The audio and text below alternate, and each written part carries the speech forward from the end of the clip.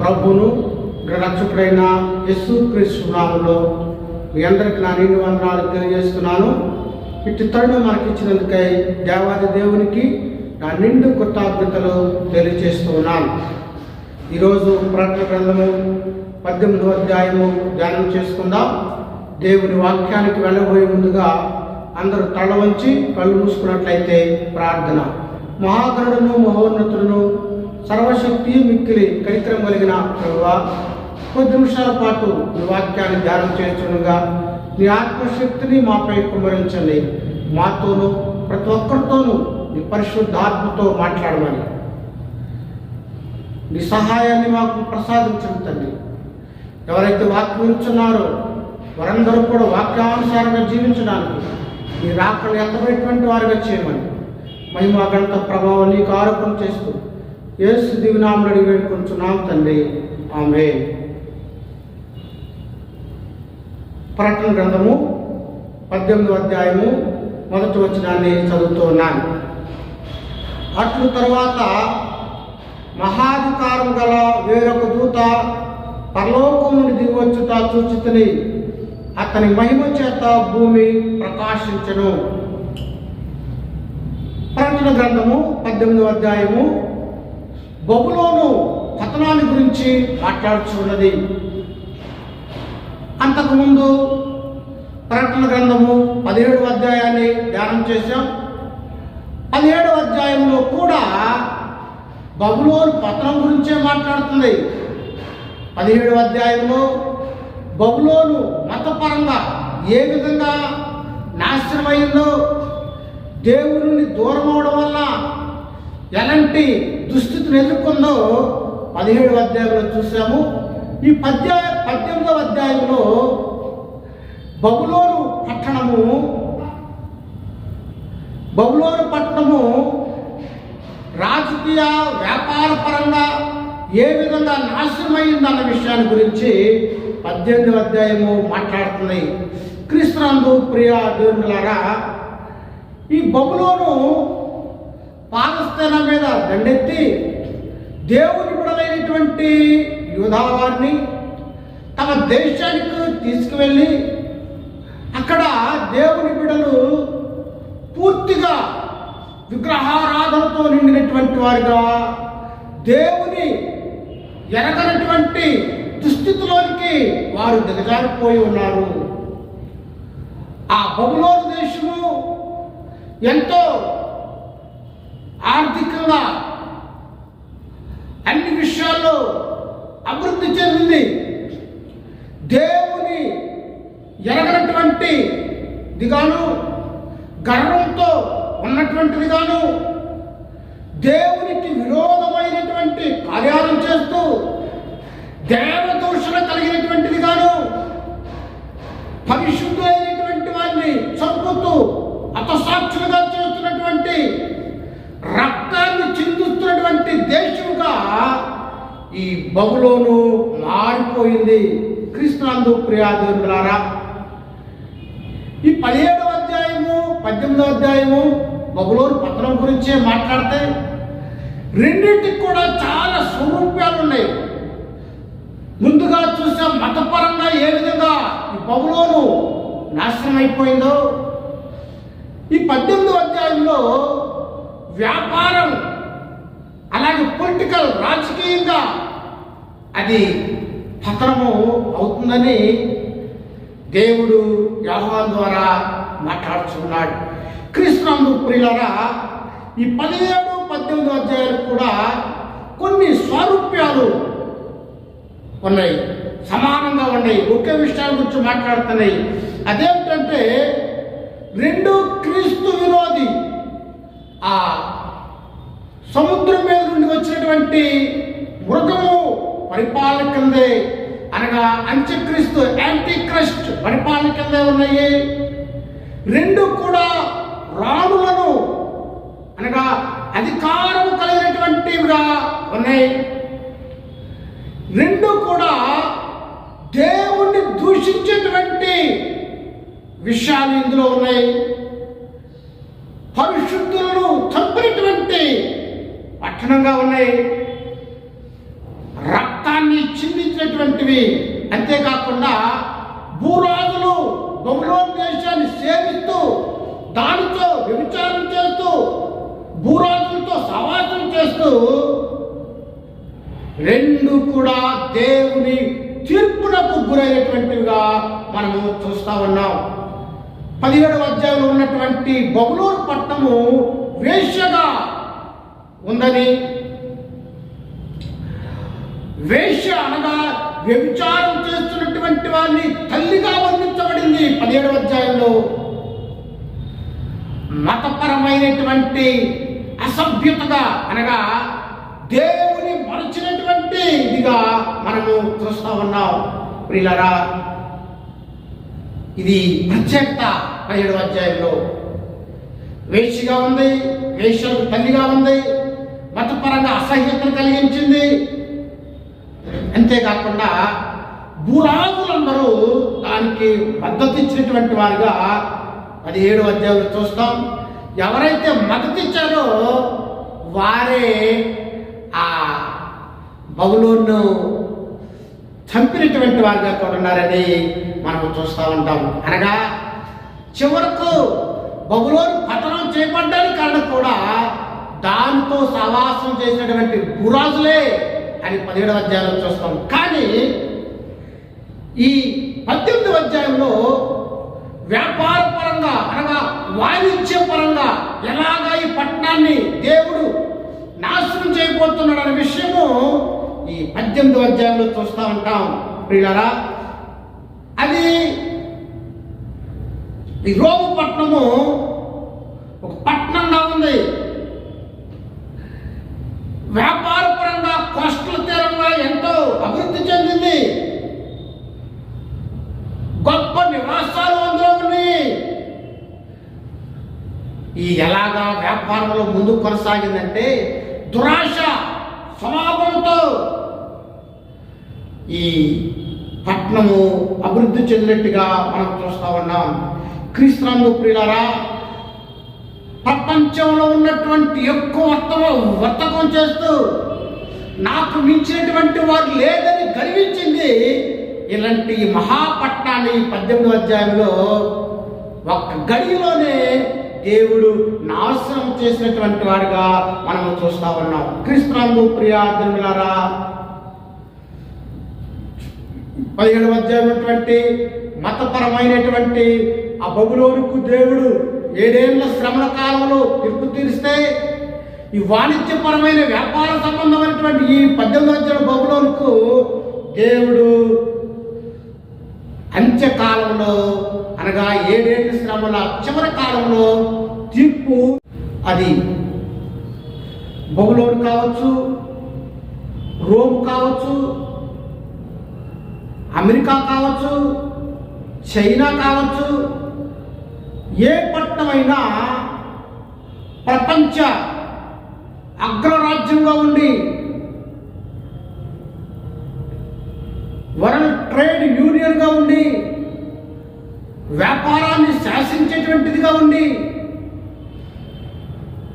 అది దేవుని ధిక్కరించేటువంటి పట్టణంగా ఉంటే ఆ పట్టణాన్ని దేవుడు నాశనం చేస్తాడు అని ఈ బబులోను పట్టణం ద్వారా ఆయన తెలియజేస్తూ ఉన్నాడు. అంత మాత్రమే కాకుండా మనము కూడా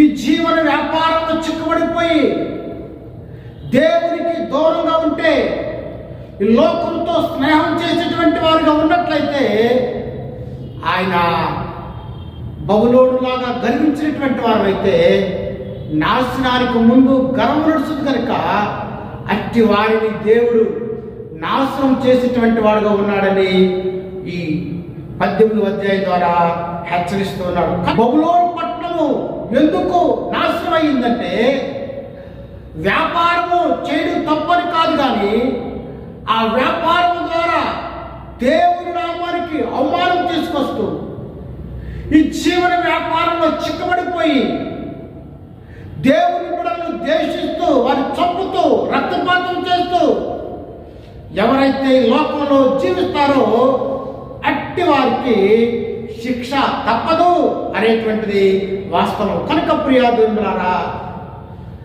లోక సుఖభోగములు యందు మనము గుప్తమైనటువంటి వారు కాక దేవునికి వ్యతిరేకమైనటువంటి పాప కార్యాల్లో ఆ వ్యవస్థలో దిగిపోవటం కాదు, కానీ దైవ చిత్తానుసారమైనటువంటి జీవితము మనం ఈ లోకంలో కలిగి ఉండడం అనేటువంటిది దేవుని యొక్క చిత్తం అని మనము జ్ఞాపకం చేసుకున్న భద్రుగా ఉంటూ ఉన్నాం.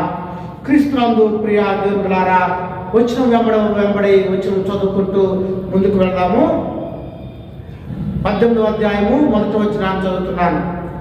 అట్లు తర్వాత మహాధికారం గల వేరొక దూత పరలోకం నుండి దిగువచ్చుడు చూచుతని అతని మహిమ చేత భూమి ప్రకాశించను. కృష్ణందు ప్రియులరా, ఈ మొదటి 3 వచనాల్లో బబులోను యొక్క పతనాన్ని మనము చూస్తూ ఉన్నాం. అందుకే బైబిల్ చెబుతుంది, పరలోకము నుండి దూత దిగి వచ్చింది. ఆ దూత ఎవరు? యేసుక్రీస్తును కూడా బైబిల్లో దూతగా వర్ణించబడింది. భూమి ప్రకాశించను. ఆ దూత వస్తే భూమి వెలిగించబడింది. అనగా లోకాధికారి సాతానుడు చీకటమయంగా ఉంది. ఆ దూత రాగానే సమస్తము కూడా వెలుగుగా మార్చబడినటువంటిది, చీకటి పోయింది అని మనము జ్ఞాపకం చేసుకున్న భద్రంగా ఉంచుకున్నాం. 2వ వచనంలో అతని గొప్ప స్వరంతో ఆర్భాటించిట్లను, మహాబబులోను కూలిపోయిను, అది దయ్యాలకు నివాస స్థానముగా, ప్రతి అపవిత్రాత్మకు ఉనికి పట్టుగా, అపవిత్రతను అసహ్యమునైన ప్రతి పక్షికిని ఉనికి పట్టు ఆయను. పిల్లరా, స్వరం వినబడుతున్న ఆర్భాటంతో గొప్పగా బబులోను కూలిను అని, అనగా అది చేసినటువంటి హేయ కార్యాలు, పాపానికి శిక్ష మనము చూస్తా ఉన్నాం. క్రీస్తునందు ప్రియులారా, దాని శిక్ష గొప్పది. ఎందుకంటే అది విలాసాలకు పోవచ్చు, వ్యభిచారం చేస్తూ పాపం చేత ఉన్నటువంటిదిగా ఉందని మనము జ్ఞాపకం ఉంచుకోవాలి. అందుకని బైబిల్ చెబుతుంది, దాని నివాస స్థానము దయ్యాలకు నిలయంగా మార్చబడినటువంటిదిగా ఉందని లేఖనము మాట్లాడుతుంది. 4వ వచనం చదువుతున్నాను. యాలయనగా సమస్తమైన జనములు మహోద్రేకంతో కూడిన దాని వ్యభిచార మద్యమును త్రాగి పడిపోయిరి. భూరాజులు దాంతో వెచ్చరించిరి. భూలోకమందలి వర్తకులు దాని భోగముల వలన ధనవంతులైరి. ఎందుకు దేవుడు ఈ బబులోను పట్టణాన్ని తీర్పులోనికి తెస్తున్నాడంటే, ఎందుకు పతనమవుతుందంటే బైబిల్ చెబుతుంది, వ్యభిచారం మద్యము తాగి ఈ ప్రపంచంలో ఉన్నటువంటి వారందరూ కూడా బబులోనుతో వ్యభిచారం చేసేటువంటి వారుగా ఉన్నారు. అనగా వ్యభిచారం అంటే భౌతికమైనటువంటి వ్యభిచారం కావచ్చు, అంతేకాకుండా దేవుని విడిచి వేరే అన్య దేవతలను ఆరాధన చేయటం కూడా బైబిల్లో వ్యభిచారంతో పోల్చబడినటువంటిదిగా ఉంది. అందువల్ల ఈ బబులోను అంటేనే దేవతల ప్రవేశం అని అర్థంగా చెప్తా ఉంటారు. అందువల్ల ఈ బబులోను దేవుణ్ణి విడిచి, సృష్టికర్తను విడిచి విగ్రహారాధన సంబంధమైనటువంటి వాటిలో మునిగిపోయింది, పాప కార్యాల్లో మునిగిపోయింది.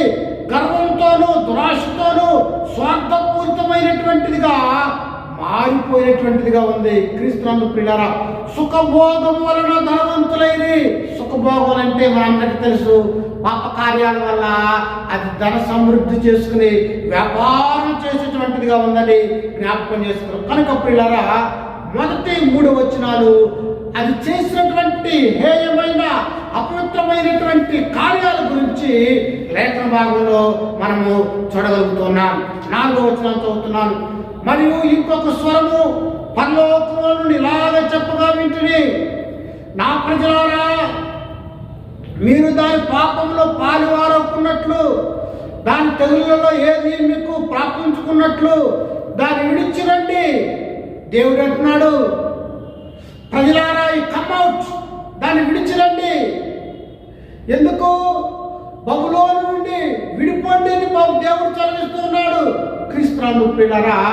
ఎందుకంటే దేవుడు ఆ పట్టణానికి దుర్గతిని తీసుకురాబోతున్నాడు కనుక ఆయన అందులో ఉన్నటువంటి వారిని బయటకు తీసుకొని వస్తున్నాడు. ఉదాహరణకు సొదొమ గుమొర్రా పట్టణాన్ని నాశనం చేస్తున్నప్పుడు అందులో ఉన్నటువంటి ఆ లోతు కుటుంబాన్ని దేవుడు రక్షించినటువంటి వాడుగా ఉన్నాడు. ఎందుకంటే అగ్నికందకాలతో కాలిపోవటము ఆయనకి ఇష్టం లేదు కనుక. అందుకనే ఎవరైతే వ్యాపార మద్యంతో బానిసలైపోయినటువంటి దేవుని బిడ్డలు ఆ బబులోను పట్టణంలో ఉన్నారో దేవుడు రండి, బయటికి రండి అందులో నుండి అని చెప్తా ఉన్నాడు. 5వ వచనంలో దాని పాపములు ఆకాశమందున్నవి, దాని పాపములు ఆకాశమునంటుచున్నవి, దాని నేరములు దేవుడు జ్ఞాపకం చేసుకుని ఉన్నాడు. చూసారా? దాని పాపములు ఆకాశాన్ని అంటేటువంటివిగా ఉన్నాయి, అనగా అత్యున్నతమైనటువంటి స్థాయికి చెల్లాయి. ప్రకటన గ్రంథంలో చూస్తాం, అవి పరిపక్వతకు చెందినవి. దేవుడు సహించలేనటువంటి స్థితికి బబులోను యొక్క పాపము చేరిందని మనము జ్ఞాపకం చేసుకోవాలి. కనుకనే దేవుడు అంటున్నాడు, నేను వాటిని జ్ఞాపకం చేసుకున్నాను ఆ పట్టణాన్ని. హెబ్రీయులకు రాసిన పత్రిక 8వ అధ్యాయము 12వ వచనం చదువుదాం. హెబ్రీయులకు రాసిన పత్రిక 12:8లో వాక్యం ఇలాగా సెలవిస్తుంది, చదువుతున్నాను. నేను వారి దోషముల విషయమై దయ కలిగి వారి పాపముల యొక్క ఎన్నడూ జ్ఞాపకం చేసుకోనని చెప్తున్నాడు. నేను పాపాలను జ్ఞాపకం చేసుకుని ప్రభు చెప్పాలి. నేను వారి పాపాలు జ్ఞాపకం చేసుకోనను అని ప్రభు చెప్పాలి. కానీ ఇక్కడ ప్రభు వారి పాపాలు నేను జ్ఞాపకం చేసుకున్నాను అనగా వారి పాపము పండింది అని దేవుడు మాట్లాడుతూ ఉన్నాడు. 6వ వచనం చదువుతున్నాను. ఇది చేసిన ప్రకారము దానికి చేయుడి, దాని క్రియలు చొప్పున దానికి రెట్టింపు చేయుడి, అది కలిపిన పాత్రలో దాని కొరకు 2 కలిపి పెట్టుడి. క్రీస్తునందు ప్రియులారా, దేవుడు అంటున్నాడు, అది ఏం చేసిందో దానికి 2 మీరు చేయండి. వాస్తవంగా పాత నిబంధనలో దొంగతనం చేత పట్టబడితే వారికి 2 ఇవ్వాలనేటువంటిది నిర్గమాకాండము 22వ అధ్యాయము 4 నుండి 9 వచనాల్లో రాయబడింది. అలాగే ఈ బబులోను చేసినటువంటి తప్పుకు రెట్టింపు డబుల్ పోర్షన్ శిక్షను దానికి ఇవ్వాలని దేవుడు తెలియజేస్తా ఉన్నాడు. వచనం చదువుతున్నాను. అది నేను రాణిగా కూర్చున్నదాను, నేను విధవరాలను కాను, దుఃఖము చూడనని తన మనసులో అనుకోని కనుక అది తను తాను ఎంతగా గొప్ప చేసుకొని సుఖభోగంలో అనుభవించను, అంతగా వేదనను దుఃఖము దానికి కలుగజేతును. ఈ బబులోను అనుకుంటుంది, నేను రాణిగా కూర్చుందును. రాణిగా కూర్చుందంటే రాజుగారు తలుసుకుంటే ఏదైనా చేస్తాడు కనుక నేను రాణిని, నాకే బాధ లేదు, సమస్తము నా చేతి కింద ఉంది అనుకుంటుంది. అంతేకాకుండా తన్ను తాను ఎంతగానో గొప్ప చేసుకున్నాడు ప్రైడ్, గర్వం. నాకేంటి, ప్రపంచ యూనియన్ ట్రేడింగ్ మార్కెట్ అంతా నా చేతిలోనే ఉందని, వాణిజ్యం అంతా వ్యాపారం అంతా నా చేతిలో ఉందని అది గర్వించేటువంటిదిగా ఉన్నదని మనం జ్ఞాపకం చేసుకోవాలి. క్రీస్తునందు ప్రియులారా, అది ఈ విధంగా గర్వించేటువంటిదిగా కింద సుఖభోగములయందు అనగా విలాసవంతమైనటువంటి జీవితము దేవుడు గర్విష్ఠులు గర్వాననిస్తానని ప్రభు వాక్యం చెప్తా ఉంది. సామెతల గ్రంథంలో మనం చూస్తాం 16వ అధ్యాయంలో, నాశనానికి ముందు గర్వము నడుచును. కనుక వాక్యం మాట్లాడుతూ ఉంది, అది రాణిగా ఉంటాను నాకేంటి అని గర్వించేటువంటిదిగా ఉంది. విలాసవంతమైనటువంటి జీవితాన్ని కలిగి ఉంది కనుక దేవుడు దాన్ని శిక్షించేటువంటి వాడుగా ఉన్నాడు. 8వ వచనాన్ని చదువుతున్నాను. అందుచేత ఒక్క దినముననే దాని చెగులు అనగా మరణమును, దుఃఖమును, కరువును వచ్చును. దానికి తీర్పు తీర్చున్న దేవుడైన ప్రభువు బలిష్ఠుడు కనుక అది అగ్ని చేత బొత్తిగా కాల్చివేయబడును. క్రీస్తునందు ప్రియులారా, ఎంతో సుఖంతోనూ గర్వంతోనూ నాకేంటనుకున్నాడు ఈ బబులోను ఒక్క దినములోనే నాశనం చేస్తాను. ప్రియులారా, ఈ 18 అధ్యాయము 24 వచనాలు ఉన్నాయి. 24 వచనాలు కూడా ఒక ఉద్దేశమే. అదేమిటంటే బబులోను యొక్క నాశనాల గురించే 18 వచనాలు మాట్లాడుతున్నాయి. కారణం ఏంటి? అది సుఖభాగంతో గర్వించినటువంటిది కాదు, నాకేంటి రాణిని నేను అనుకుంటుంది కనుక దేవుడు దాన్ని నాశనం చేస్తానని, కాల్చివేస్తానని. ఎలాగా? ఒక్క దినమునే, ఇతను వండే. ప్రియులారా, దేవుడు నాశనం చేస్తాను అని ప్రభు బబులోనుతో అంటున్నాడు. 9వ వచనంలో దానితో వ్యభిచారం చేసి సుఖభోగములను అనుభవించిన భూరాజులు దాని బాధ చూసి భయాక్రాంతులై దూరం నిలబడి దాని దానములను చూసినప్పుడు దాని విషయమే రొమ్ము కొట్టుకొనుచు ఏడ్చుచు, అయ్యో అయ్యో బబులోను మహాపట్టణమా, బలమైన పట్టణమా, ఒక్క గడిలోనే నీకు తీర్పు వచ్చెను. క్రీస్తునందు ప్రియులారా, భూరాజులు దాంతో వ్యభిచారం చేసినటువంటి వారు, సుఖాలు అనుభవించినటువంటి వారు, అయ్యో అయ్యో ఒకప్పుడు ప్రపంచ వ్యాపారాన్ని నడిపించినటువంటి బబులోను పట్టణం అని వారు రొమ్ము కొట్టుకొనుచు బాధపడుతున్నారు. ఎందుకు బాధపడుతున్నారు? Because of the business of them gone person. వారి యొక్క వ్యాపారము పోయింది కనుక ఆ వ్యాపారస్తులు విలాపం చేస్తూ ఉన్నారు, బాధపడుతూ ఉన్నారు, విలపిస్తూ ఉన్నారు. క్రీస్తునందు ప్రియులారా, దహన దోమమును చూసినప్పుడు దాని విషయం అనగా ఆ బబులోను పట్టణము గంధకాలతో కాలిపోతుంటే ఆ పాస్పరస్కి వారు రొమ్ము కొట్టుకొనుచు వారి వ్యాపారం పోయిందని బాధపడుతున్నారు. బైబిల్ చెబుతూ ఒక్క గడియలోనే నీకు తీర్పు వచ్చును. ఒక్క గడి అంటే గంటలో, ఒక్క గంటలోనే ఎంతో కోట్ల వ్యాపారము అయినటువంటి గొప్ప పట్టణము ఒక్క గంటలోనే అది నాశనమైనటువంటిదిగా మనం చూస్తున్నాం. పిల్లరా, 10వ వచనంలో మనం చూస్తూ దహన దోమమును చూసి భయాకాంతులై రొమ్ము కొట్టుకొనుచు, అయ్యో అయ్యో మా పట్టణమా బబులోనా, ఒక్క గడియలోనే నీకు తీర్పు వచ్చెను అని ఆ వ్యాపార వర్తకులు విలపిస్తూ ఉన్నటువంటి వారుగా ఉన్నారు. పిల్లరా, అది ఒక్క గడియలోనే నాశనం అయిపోయింది. చూసారా, గడియ గంటకడక్కర్లేదు, నిమిషం చాలు. ఇప్పుడు హైడ్రోజన్ బాంబు కానీ అణు బాంబులు వదిలితే ఒక్క నిమిషంలోనే నాశనం అయిపోతాయి. క్రీస్తునందు పిల్లారా, జపాన్లో యుగోసిమా, నాగసాకి ఆ పట్టణాల్లో బాంబులు పడితే కొన్ని ఏండ్ల వరకు కూడా వికలాంగులైనటువంటి వారు పడుతూ మనం చూస్తూ ఉంటాం ఆ దేశంలో. అందువల్ల అణుబాంబు వల్ల ఎంతో నాశనం, ఆస్తి నాశనం. అలాంటిది ఒక్క గడియలోనే, గంటలోనే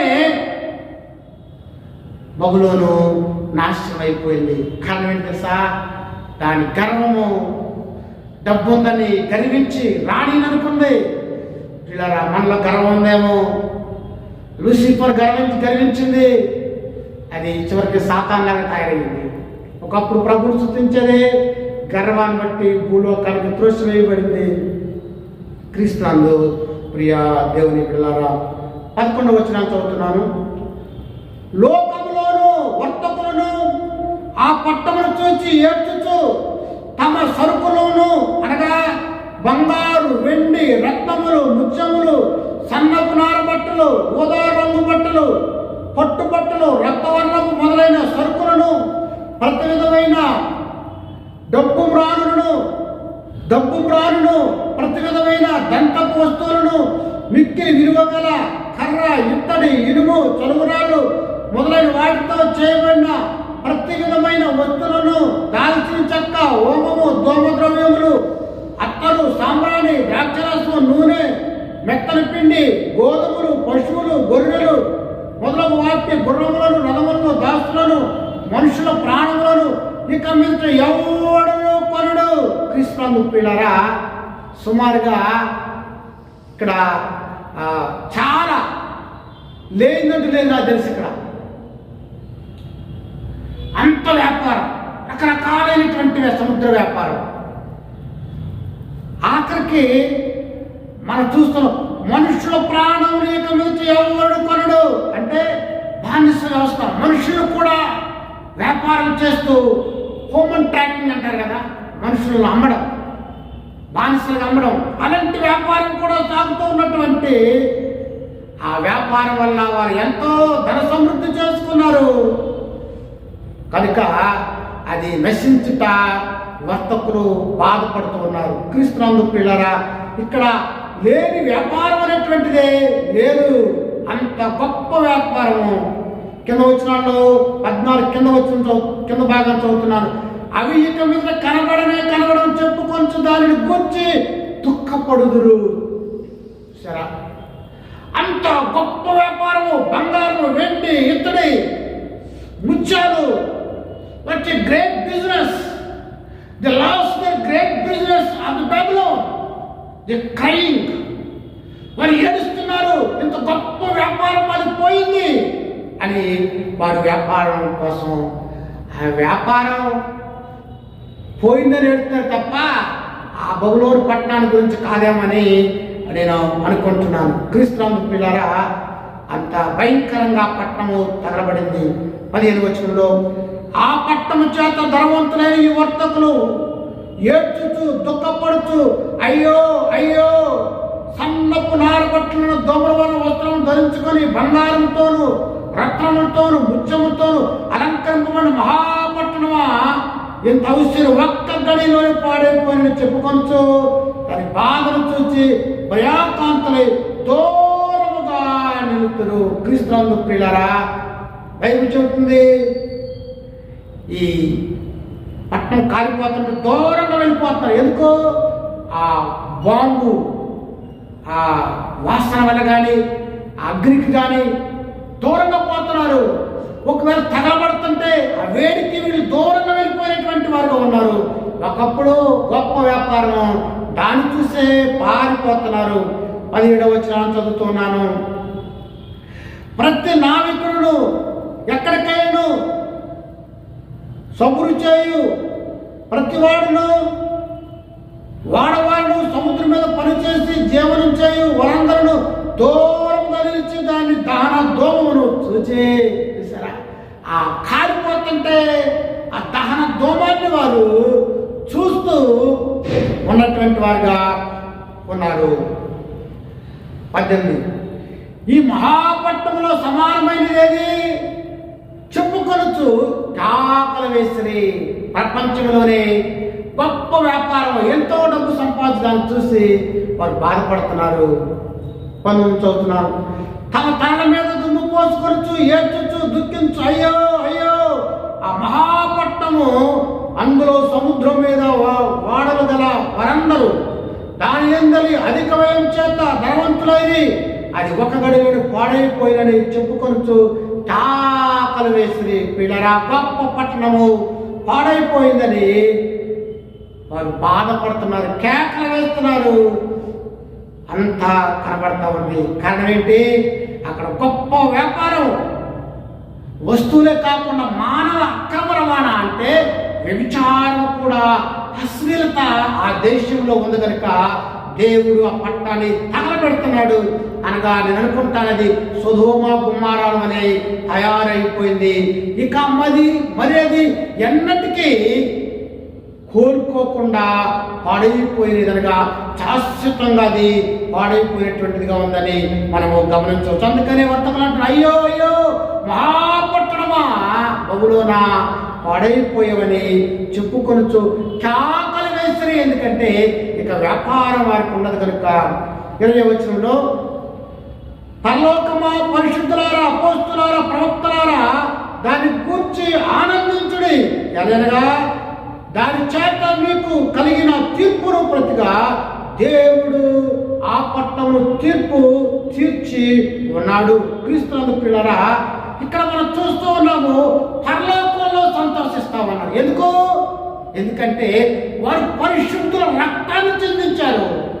అనేకులు ఆ దేవుని బిడ్డలు రక్తాన్ని చెందించి హతసాక్షులైనటువంటి వారుగా ఉన్నారు కనుక ఎవరైతే హతసాక్షులుగా చేయబడ్డారో వారు పరలోకంలో వారు చూస్తూ ఆనందిస్తున్నారు. మమ్మును చంపినటువంటి ఆ పట్టణము నాశనం అయిపోతుంది అని పరిశుద్ధులు పరలోకంలో చూసేటువంటి వారుగా ఉన్నారు. క్రీస్తునందు ప్రియులారా, అది స్వార్థపూరితమైనటువంటి దుఃఖం కాదు, కానీ దేవుడు నీతిమంతుడు కనుక నీతియుక్తమైనటువంటి తీర్పును బట్టి సంతోషించేటువంటి వారిగా ఉన్నాడని మనము గమనించగలుగుతున్నాం. కనుక పిల్లరా, భూలోకంలో వర్తకులు వ్యాపారం పోయిందని దుఃఖిస్తుంటే పరలోకంలో దేవుని బిడ్డలు అపోస్తులు పరిశుద్ధులు ఆనందిస్తున్నారని మనము జ్ఞాపకం చేసుకున్న బదులుగా ఉంచుకున్నాం. ఇది చదువుతున్నప్పుడు నాకు ఐగుప్తులో ఇశ్రాయేలు యొక్క చరిత్ర గుర్తొస్తా ఉంది. ఇశ్రాయేలు గిర్షోన్లో ఆనందిస్తూ ఉంటే, దేశం వెడలుతుంటే ఐగుప్తు దేశం అంతా కూడా మొదటి సంతానం మృతి పొంది ఘోష పుట్టడం రాయబడింది. అలాగే దేవుని బిడ్డలకు సంతోషము, ఐగుప్తులో దుఃఖము. ఇక్కడ భూలోకంలో బబులోను దేశానికి వేదన దుఃఖము, దేవుని బిడ్డల యొక్క న్యాయ తీర్పు జరిగిందని దేవుని బిడ్డలు న్యాయ తీర్పును చూసి ఆనందించేటువంటి వారుగా ఉన్నారని మనం గమనించవచ్చు. 21వ చదువుతున్నాను. తరువాత బలిష్టమైన ఒక దూత గొప్ప తిరుగట్టి రాతి వంటి రాయి ఎత్తి సముద్రములో పడవేసి ఇలాగూ మహాపట్టమై బబులోను వేగంలో పడద్రోయబడి ఇది ఎన్నటి కనపడకపోవును. క్రీస్తునందు ప్రియులారా, ఒక తిరగట్టు రాయి సముద్రంలో పడవేయబడింది అంటే ఏంటి? అది వెంటనే పడిపోతుంది. మరి పైకి వస్తుందా తీస్తారని తీరు అంటే ఇక తీకోకుండా అది నాశనం అయిపోవాలని, తీకోకుండా నాశనం అయిపోతుందని బబులోను పట్టణం కూడా ఆ తిరగట్రాయి అందులో పడేస్తే ఎలాగైతే మరి పైకి రాదో బబులోను పట్టణం కూడా అదే విధంగా నాశనం అయిపోతుందని దేవుని వాక్యం ద్వారా మనము గమనించవచ్చు. క్రీస్తునందు ప్రియా దేవులారా, ఇర్మియా గ్రంథము 51వ అధ్యాయము 61-64లో కూడా సిరియా ఈ విషయాన్ని తెలియపరుస్తారు. తిరగట్రాయి అందులో పడేస్తారంటే ఇక ఎన్నటికి కనిపించదని అర్థం.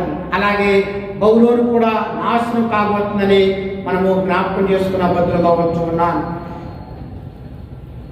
22వ వచనం చదువుతున్నాను. నీ వర్తకులు భూమి మీద గొప్ప ప్రభువులైండిరి, జనములన్నీ నీ మాయా మంత్రముల చేత మోసపోయిరి. కావున వైనికుల యొక్కయు గాయకుల యొక్కయు పిల్లల గ్రోవి ఊదువారి యొక్కయు బూరలు ఊదువారి యొక్కయు శబ్దం ఎన్నడూ నీలో వినబడదు. మరి ఏ శిల్పి అయినయు శిల్పి ఎవడను నీలో ఎంత మాత్రము కనబడడు. తిరిగట్టు ధ్వని ఇక ఎన్నట్లు నీలో వినబడదు. దీపపు వెలుగు నీలో ఇంకను ప్రవేశింపదు. పెళ్లి కుమారుడు స్వరమును పెళ్లి కుమార్తె స్వరమును నీలో యొక్క ఎన్నడూ వినబడకపోనని చెప్పాను. క్రీస్తునందు ప్రియా దేవులారా, బైబిల్ చెప్తుంది, జనములన్నీ నీవు మాయా మంత్రం చేత మోసపోయింది.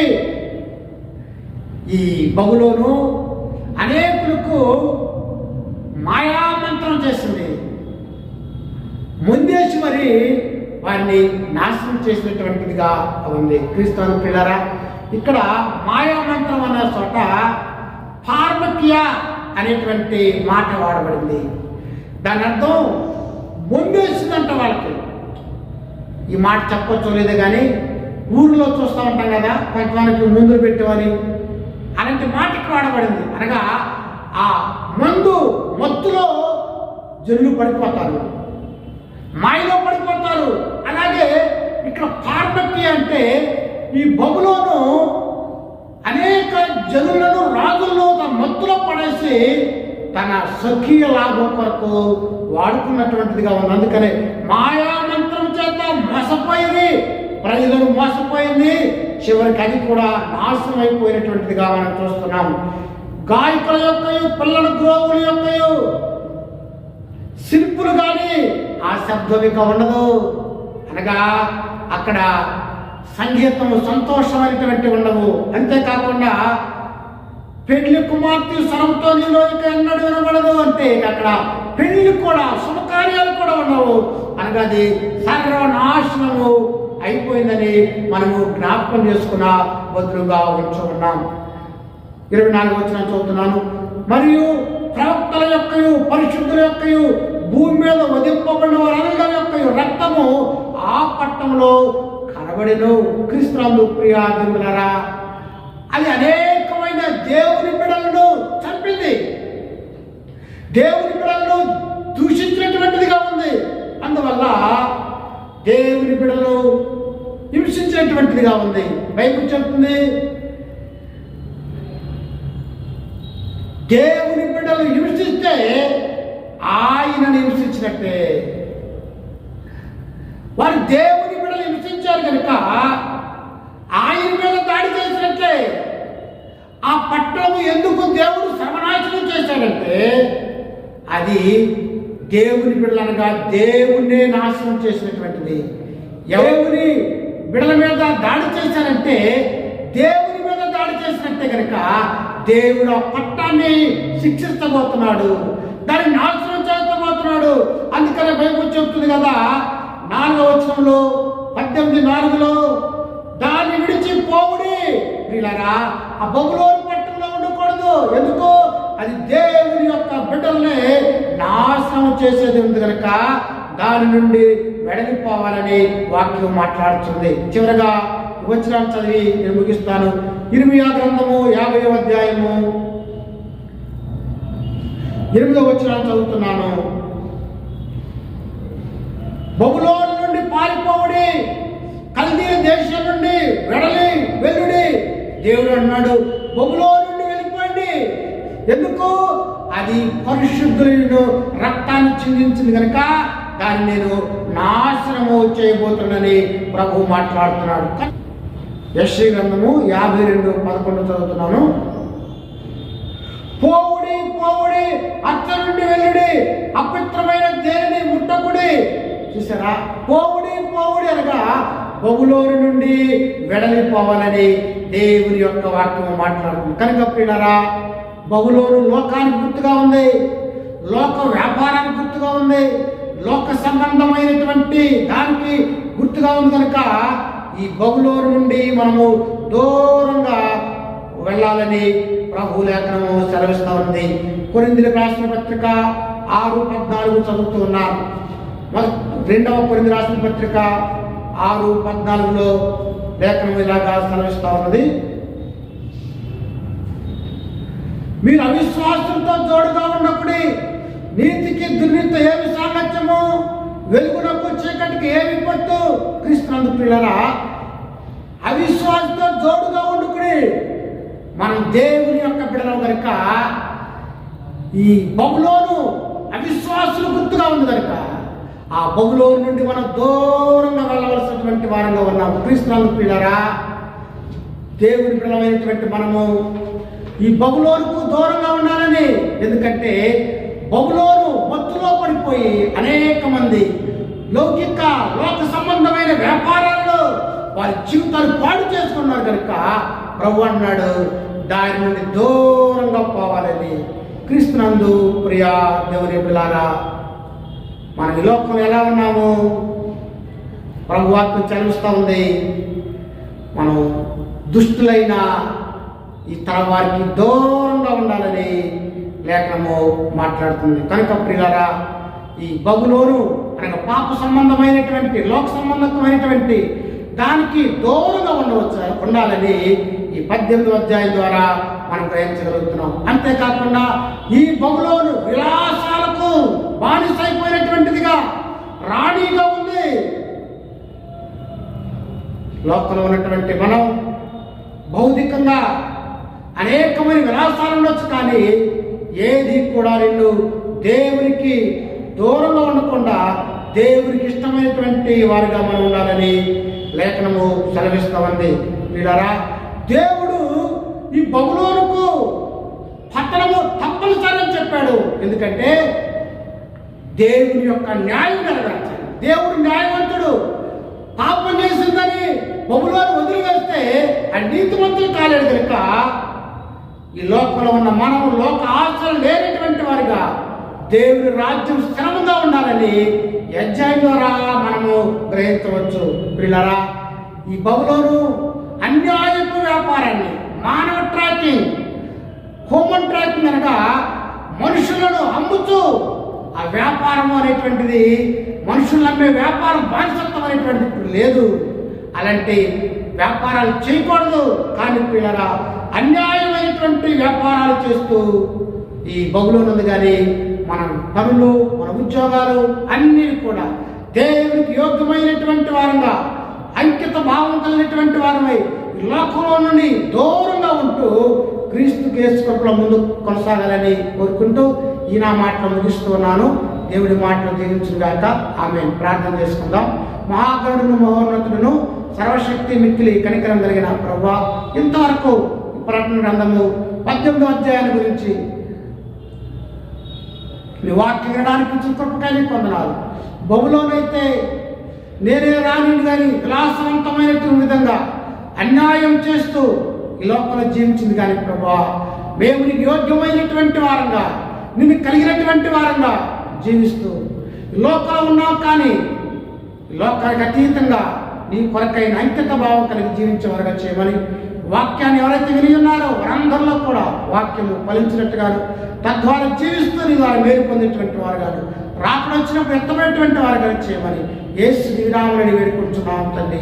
ఆమేన్. తండ్రి దేవుని ప్రేమ, మన యేసుక్రీస్తు కృప, పరిశుద్ధాత్మ సహవాసము సదాకాలం తోడైంది, కాచి కాపాడుగాక. ఆమేన్. God bless you.